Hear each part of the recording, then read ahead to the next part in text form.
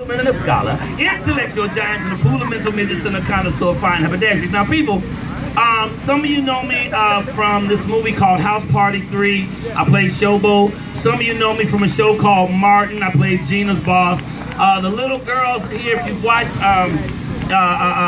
the Princess and the Frog, I was one of the cartoons in the Princess and the Frog. I do motivational speaking, I do acting, I do comedy, and I kill bees. I just kill them. He fast too. He fast. He weaving and bobbing. I thought that was Muhammad Ali. Anyway, so that what I do is that I go around the country. I do film. I do television. There's a show on ABC right now that's called Black-ish. I just shot the new episode of that last week. I'm gonna play a minister on there. I don't say this to boast. I'm telling you who I am so you understand where I am and where I come from. I come from Chicago's projects, Robert Teller Home, 4352 South State, Apartment 909. And it's funny too because when I came here, I went to my favorite restaurant. I had to explain, I'm going through a little something. You might not be able to tell because I got the jacket on, but I'm bloated. Now, I'm not the only one. I'm not the only one bloated. Some other folks in this audience. I don't want to be pointing at people, but you know if you are or not. If you don't know, here's a couple ways to tell. If you can see the inside of your pants pocket, you starting to gain some weight, okay? If the pleats in your pants deplete, you starting to gain some weight, okay? If the elastic in your drawers roll over a little bit, just like that right there, you starting to gain some weight. Now me, I know what it is, but a lot of people act like they don't know what happened. Let me explain. Food. That's what it is, simply food. And mine is, y'all got a restaurant here, I'm telling you, it's killing me. It's called Cracker Barrel. Anybody here ever been to Cracker Barrel? Woo! I love Cracker Barrel. At first though, I wasn't going to a restaurant called Cracker Barrel, okay? Like I told you, I'm from Chicago's projects.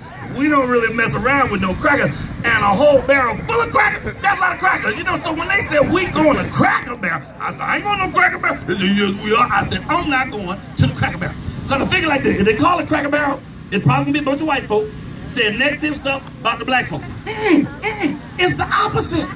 They so nice at Cracker Barrel, you think they up to something. You hear me? And if you on a diet, don't go to Cracker Barrel. Cracker Barrel has every type of candy known to man. They got sugar baby and sugar daddy. They got moon pies in the box. Anybody ever had the blueberry pancake at Cracker Barrel?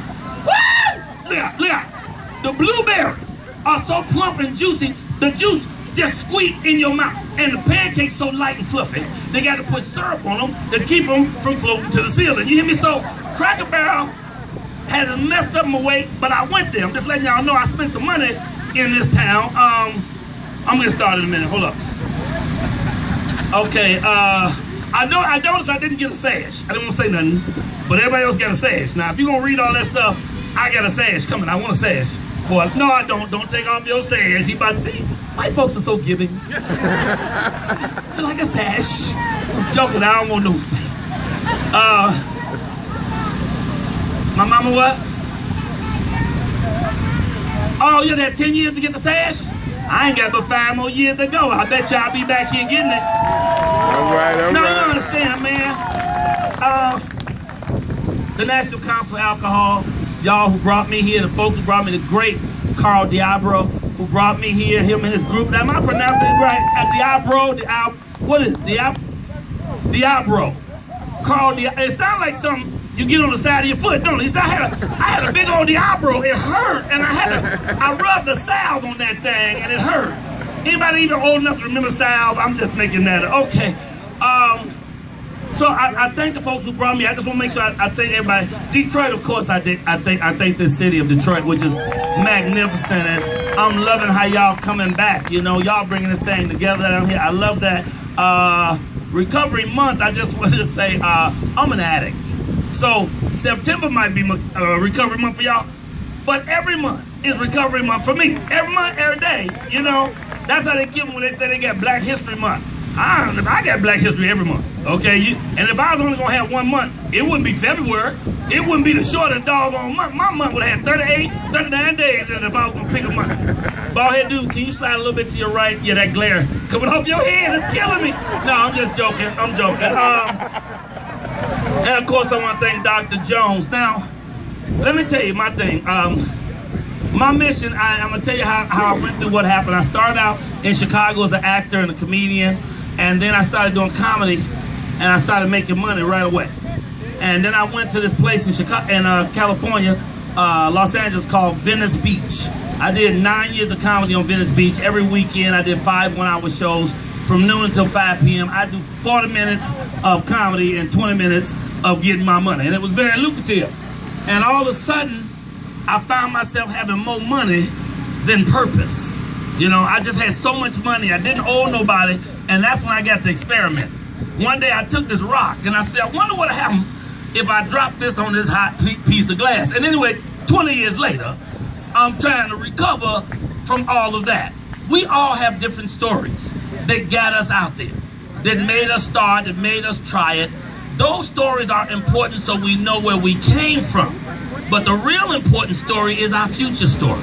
Is us knowing where we can go, and that we can go there, man. We better quit fanning them bees. You keep on fanning them. They come at you when you fan them. Girl, you see how many times that bee came up here? My recovery, and I had to tell you, I was so strung out one night.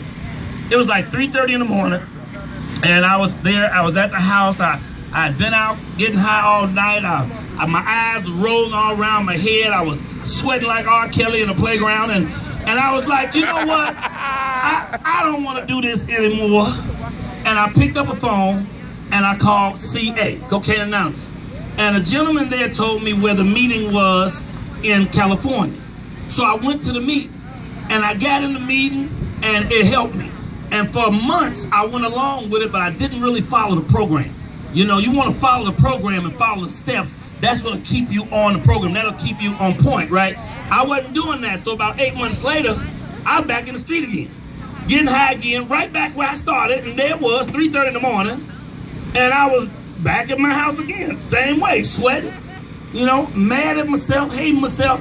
I pick up the phone again, and I'll be doggone if it was not the same brother that answered the phone and sent me back to the same meeting. Needless to say, he is my sponsor now.